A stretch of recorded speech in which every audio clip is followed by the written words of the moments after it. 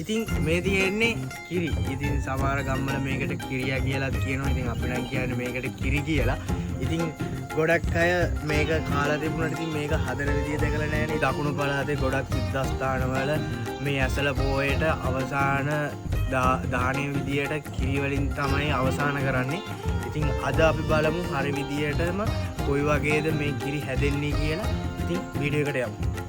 මේ තියෙන දවසක් පෙඟෙන දාගත්ත සහල් රයිට්. ඉතින් දවසක් පෙඟෙන්න දාපු හාල් ටික අපි ඉස්සෙල්ලා හොඳට කොටා ගන්න ඕනේ. ඉතින් මම අද කොටන්නේ මෙන්න මේ වංගෙඩිය. ඉතින් ගොඩක් අයට දැන් ගල් වංගෙඩිය යූස් කරන්න වෙන්නේ නැහැ. ඉතින් ගෙවල් වල ගොඩක් අයගේ ඇත්තෙත් නැහැ. ඉතින් ඒකයි ඔයාලට පෙන්නන්නත් එක්කම අද හාල් ටික ගල් වංගෙඩියෙම කොටන්න ගත්තා.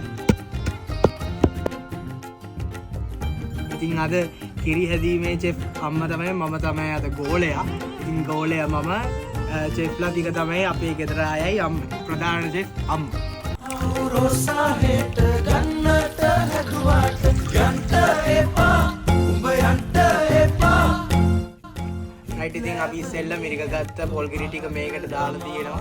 ඉතින් මේ වගේ ලොකු තාච්චියක තමයි අපි කිරි එක හදාගන්නේ. මොකද අපි පත්තකින් තමයි මේක හැඳි ගන්න. ඉතින් ඒ හැඳි ගන්න හොඳට ඊට කඩ ඕන නිසා අපි ඉතින් එළියේ ලිපක් වෙනම හදාගෙන තමයි අපි දැන් කිරි එක හැඳි ගන්න යන්නේ. රයිට්. ඉතින් අපි කොටාගත්ත හාල් පිටි ටිකත් මේකටම දාගන්නවා. අවසානයේ දිය කරගත්ත අපුරු ටිකක් දානවා. ඉතින් අපි දැන් හැඳි ගන්න පටන් ගන්න හදන්නේ. අරත් පැලීගෙන එන හින්දා ඉතින් මේක කොහොමත් පැය එකමාරක් විතර හැඳි ගන්න වෙනවා. ඉතින් මේ තමයි මම ඔයාලට කිව්ව පත්ත. ඉතින් මේක හදලා තියෙන්නේ කිතුල් ඊයේ. මොකද මේක මේ ගොඩක් රසයට ඔරොත්තු දෙන්න තමයි හදලා තියෙන්නේ. මේවත් කිතුල් ඊ වලින්. ඉතින් මේකෙන් තමයි අපි හැඳි ගන්නේ.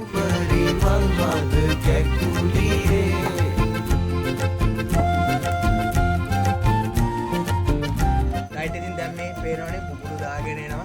ඉතින් මේ වගේ බුබුලු දාගෙන එන වෙලාවට අපි සරින් සරයට මිටි කිරි දාලා අපි මේක ලූස් කරගන්නවා.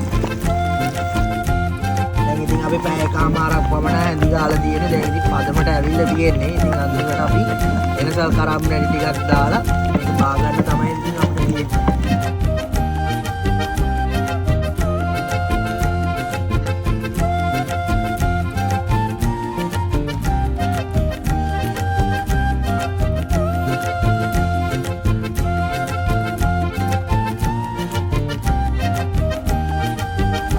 හරිම රසයි මේ කිරි. ඉතින් මේක තනිකර හාල් පිටි සහ පොල් කිරි වලින් තමයි මේක හැදිලා තියෙන්නේ. ඉතින් ඔයාලත් මේක මේ අවුරුද්දේ මේ පොයට කාලා තියෙනවා නම් ඉතින් පාලින් කමෙන්ට් එකක් දෙන්න. වීඩියෝ එක හොඳයි නම් ෂෙයා කරන්න. ඉතින් කමෙන්ට් එකක් දාන්න. ඉතින් තවත් වීඩියෝ එකකින් යනකම් ඔයාලා හැමෝටම ජය වේවා.